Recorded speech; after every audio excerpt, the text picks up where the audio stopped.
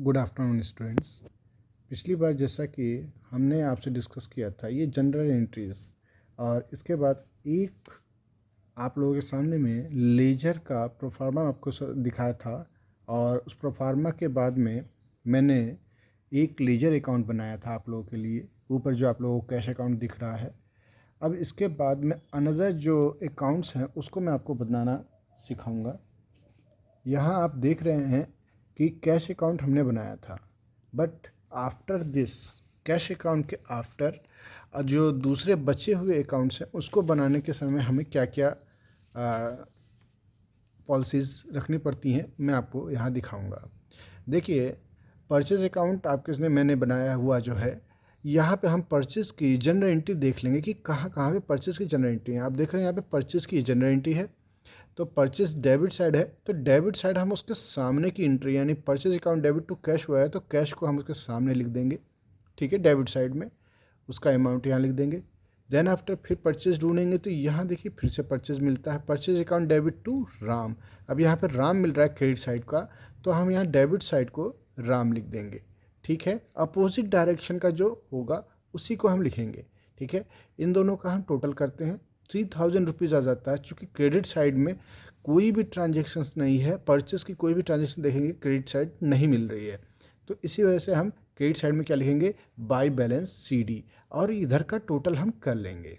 ठीक है, और अगले महीने की 1 फ़रवरी को देख रहे हैं जनवरी का ट्रांजेक्शन्स है, लास्ट तारीख को जनवरी 31 को आपने बैलेंस CD बनाया, उसके बाद में नेक्स्ट मंथ में BD बना दिया। ठीक है, और उसको यहाँ पे ले आ दिए।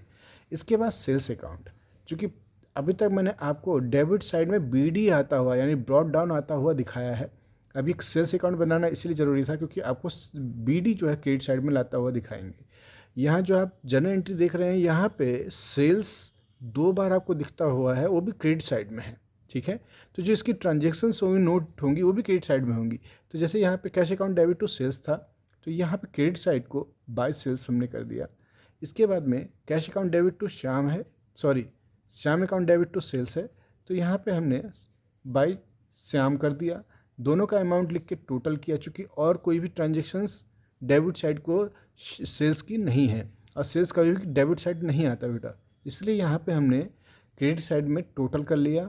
उसी वही टोटल का सामने डेबिट साइड का भी टोटल किया, बट यहाँ डेबिट साइड कुछ ना कुछ आना चाहिए था, इस वजह से हमें यहाँ पे CD लिखना पड़ा। ठीक है, हम इस तरीके से CD करके पूरे महीने का ट्रांजेक्शन करेंगे, दोनों और बैलेंस कर लिया हमने 4000 रुपये का, 4000 रुपये का। फिर जो CD हुआ है उसको नेक्स्ट मंथ के लिए BD लाएंगे, जिधर की उनका बैलेंस है, यानी क्रेडिट साइड का बैलेंस है, क्रेडिट साइड को लेके आएंगे। ठीक है, इसके बाद में जो हमारे दूसरे अन्य जो ट्रांजेक्शन्स हुई हैं उसको हम नोट डाउन करेंगे कुछ इस तरह। ठीक है बच्चों, जब हम यहाँ पे आपके टोटल 7 अलग अलग टाइप के की ट्रांजेक्शन्स हैं जिनका नाम आया हुआ है, हमने उनको नोट डाउन कर लिया है। ठीक है, और इन ट्रांजेक्शन्स के जरिए हम अगले एपिसोड में ट्रायल बैलेंस बनाना सीखेंगे। ठीक है, इसी के नीचे मैं अगले एपिसोड में आपको ट्रायल बैलेंस बनाना सिखाऊंगा। ट्रायल बैलेंस जिसको हिंदी में हम तलपट कहते हैं। ठीक है बच्चों, तो किस तरीके से तलपट बनाया जाता है, तलपट बनाने के क्या नियम होते हैं, ये सारी बातें हम नेक्स्ट एपिसोड में डिस्कस करेंगे। ठीक है, आज के लिए इतना ही रखते हैं। प्लीज़ मेरे चैनल को लाइक और सब्सक्राइब करिएगा। Thank you.